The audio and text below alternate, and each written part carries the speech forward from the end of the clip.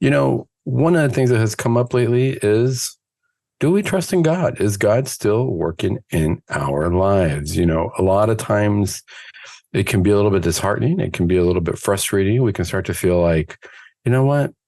I'm not noticed. God doesn't notice me anymore. We feel lonely. And sometimes we feel like, does the world even notice me? Does my existence matter? Well, let's get into that, because that can cause a lot of repercussions from an emotional point of view, from a mental health point of view, and from a physical point of view as well. But we got to answer the question, does God still care? Well, folks, that's the question of the day. With so many things going on in the world, we get so much I don't know. So we get so much slack as Catholics. We get told that what we're doing is wrong, or that, we shouldn't follow the faith the way it is written in our catechism, the way that Jesus left it for us. We get told by sometimes our own elders, if you will, the elders being our bishops, that, maybe the Catholic catechism is wrong because they've decided that there's a different way of morality in this world that may not be what we know to be true, or what we've understood to be true based on the Gospels, based on the teachings of Jesus Christ. And that can get frustrating. We can start to feel like, oh my goodness, our church is going to become schismatic. And what does that mean for us? We could start to wonder, who do I follow? What do I do? Who do I turn to? In today's day and age, our good Bishop Joseph Strickland from Tyler, Texas, always a pleasure to hear him talk, because I know that he's going to give me as Jesse Romero says, the unsugar-coated Catholic faith, the just, hard-nosed Catholicism, where it's just the plain truth. It's simple, not always easy to follow, because if we look at our faith, it's not always easy to follow.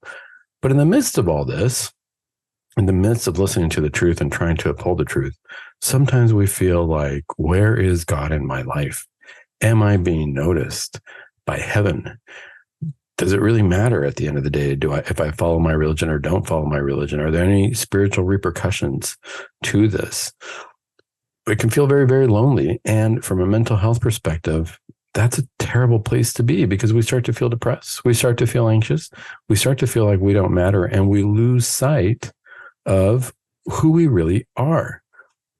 One of the things that we got to remember, though, is, how much trust do I have in God? Am I still, even if I'm feeling that way, am I going to put my faith in God, or am I going to turn away from all this and put my faith in the world?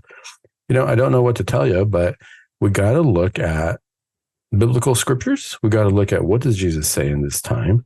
And what does that mean for me, my health overall? Because my spiritual health is at stake. Can I follow Christ even when things get hard? Well, folks, here's what I would say. Today's show is really going to be focused on, yes, God is in our lives. How do we see that? How do we remember that? What can we do to keep that alive? And are there any visible signs of this? A lot of times we say, I need to know this. I need to feel this. It needs to be tangible to me, because just thinking of it in my mind sometimes is not enough. We get so busy, we start thinking about different things in the world. How do we know that God is still working in our lives? Here's what I would say. There's a little bit of a formula. Today's show, I'm going to focus on, are there any miracles out there still happening? Is there anything happening in my life right now, or in other people's lives, that I can attribute to, wow, that was God working, because I would not have been able to do that otherwise? Something happened and I cannot explain it. Is there joy in my life? Is there anything in my life that happened where I thought I was, at my wit's end, and all of a sudden God just kind of came down and touched my heart? I think one of the biggest things that we need to look at, though, is, what means do we have available to us? So, is God working in my life? Yeah, absolutely. How do I know? What tools do I have around me? The main thing I would focus on more than anything else is to remember, God gave us a companion. God gave us a spiritual friend in our guardian angels. I think that if we look at what I would like to call angelic miracles, it's one of the most visible signs that God is working in our lives. I think that if we look at across religions, it's not even just, we sometimes say, oh, well, the Catholics, yeah, they believe in these things, but is this true across religions? Is this true for anybody in the world?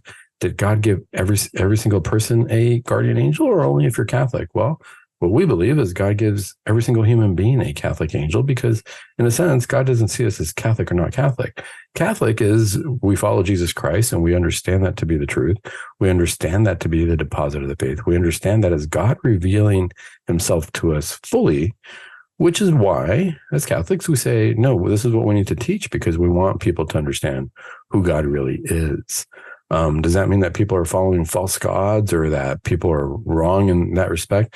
Well, what it means is that we believe people haven't come to know the real God. They've been taught in the way that they've been taught or their faith as they come to understand it. But if we look at it this way, from the way we see as Jesus being the second person of the Trinity, of the one true God, then yeah, we hold the truth. And it's not to say that other people are wrong. It's the question of, have you come to understand God the way he revealed himself to us? Well, if we're going to preach that, how much do we live that? Because then the question is, do we understand that this is the truth and that this is God? Does God notice us? Well, let's get into it, folks. Let me tell you, there's a few miracle stories where I truly believe that God notices us, that it's reminders of us. Why do we need these miracle stories? People go to Fatima, people go to Lourdes, people go to different apparition sites of Our Lady, sometimes hoping for a miracle, usually physical healing. But then are there subtle things that happen in our lives? I found this neat little article. It was just people talking about what they believe were God's interventions through their guardian angels or through angels in general in their life, and how this made them feel like, gosh, God's around. There was, I can't explain this. This wouldn't have happened otherwise. Something very positive came to play in our life at that moment in our everyday life, which tells me that God is really focused on us. God knows what we're doing. Let's look at this. Let's look at the first story. This is kind of interesting. It's a little article. It's called 6 Stories of Angels, Prayers, and Miracles. I like picking up stories. Now, this story is not from this year. It's from 2019, but I like picking up these stories because it lets me know that God is working in our lives the same way he worked in the lives of people, 6 years ago, 5 years ago, 10 years ago, 11 years ago. Sometimes we look at the Bible stories and we see the Gospels and we think, well, that was way back then. That's when Jesus was performing his miracles back then. And Jesus isn't really around now, or we don't see him, or we don't get the feeling that he's around the way he was back then. And we lose faith or we lose sight of that. And we got to ask ourselves, well, wait a minute. Is Jesus still with us? Is he still present? Well, before we get into the first story, what I want to say is this is what Jesus told us. We got to remember Matthew chapter 28, verse 30. Jesus tells us, and he was teaching the apostles, he says, this is what the verse says. It says, teaching them, and by teaching them to keep all of his instructions, he was teaching the apostles. He says that he had given them. And he said, behold, I am with you always till the end of age. Now, do we believe that? Do we believe that Christ is right here with us? Let's look at this story.